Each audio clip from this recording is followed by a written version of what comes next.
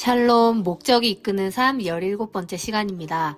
오늘도 함께 하시는 귀한 성도님들에게 하나님의 풍성한 은혜가 임하시기를 원합니다. 오늘은 두 번째 목적인 우리는 하나님의 가족으로 태어났다 세 번째 시간으로 우리가 있어야 할 곳에 대해 함께 묵상해 보겠습니다. 우리는 하나님을 믿어야 할 뿐 아니라 어느 곳에 속해야 합니다. 왜냐하면 우리는 공동체를 구성하여 가족으로 교제하도록 만들어졌기 때문입니다. 그 누구도 혼자서는 하나님의 목적을 달성할 수 없습니다. 성경은 말합니다. 크리스천들에게 교회가 없다면 몸이 없는 기관과 같고 무리를 잃어버린 양과 같으며 가족이 없는 아이와 같다. 따라서 크리스천이 교회에 속하는 것은 매우 당연한 일인 것입니다.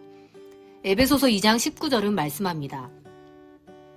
그러므로 이제부터 너희는 외인도 아니요 나그네도 아니요 오직 성도들과 동일한 시민이요 하나님의 권속이라.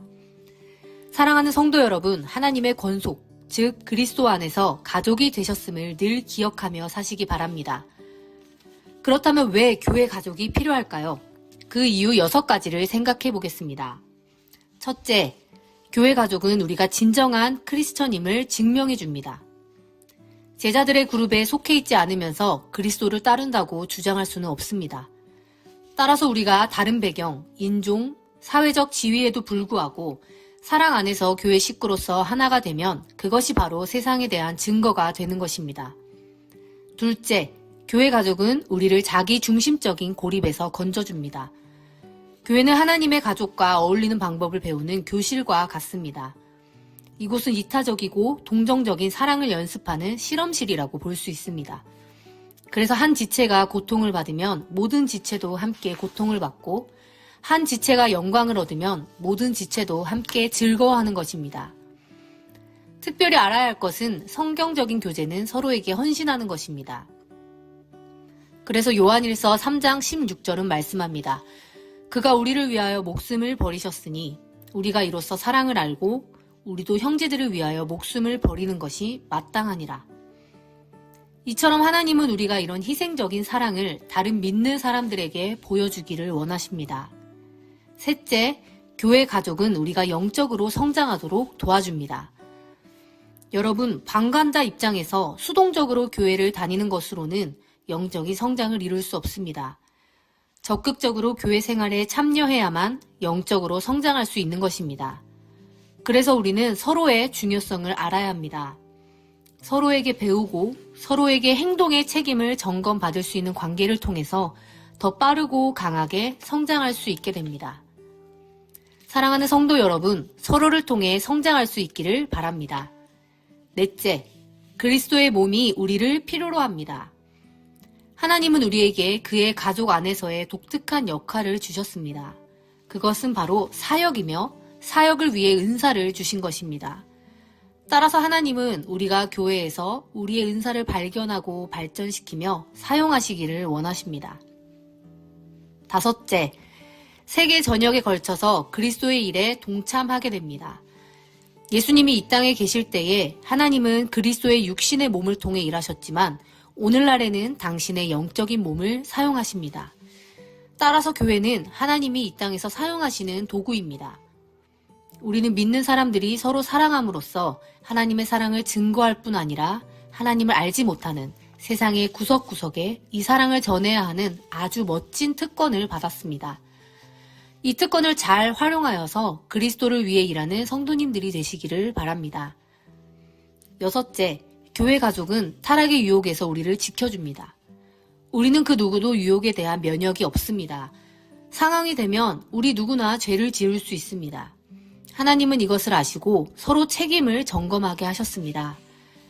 그래서 히브리서 3장 13절을 읽어보시면 오직 오늘이라 일컫는 동안에 매일 피차 권면하여 너희 중에 누구든지 죄의 유혹으로 완고하게 되지 않도록 하라. 우리는 서로의 삶에 관여해서 공동체의 삶을 살도록 부름받았습니다. 만일 지금 누군가 영적으로 흔들리고 있는 사람을 본다면 그들을 쫓아가서 교제 가운데로 다시 데리고 오는 것이 우리의 책임입니다. 여러분 기억하십시오. 사탄은 교회에서 멀어지고 마음이 떠난 사람들을 제일 좋아합니다. 왜냐하면 이들은 사탄의 속임수에 대항할 힘이 없기 때문입니다. 그래서 우리가 잘 알아야 하는 것이 있습니다. 그것은 하나님께서 우리의 가장 깊은 5가지 필요를 채워주시기 위해 교회를 세우셨다는 것입니다. 즉 모든 것이 교회 안에 있습니다. 추구해야 할 목적, 함께 살 사람들, 살면서 지킬 원칙들, 종사할 직업, 살아갈 힘. 사실 이 모든 것을 한꺼번에 모두 받을 수 있는 곳은 교회밖에 없습니다. 모든 아이는 태어나면서부터 자동적으로 인류라는 공통된 가족이 되었습니다. 하지만 그 아이가 보살핌을 받으며 건강하고 강하게 성장하기 위해서는 특정한 가족의 구성원이 되어야 합니다. 사랑하는 성도 여러분, 영적인 면도 마찬가지입니다.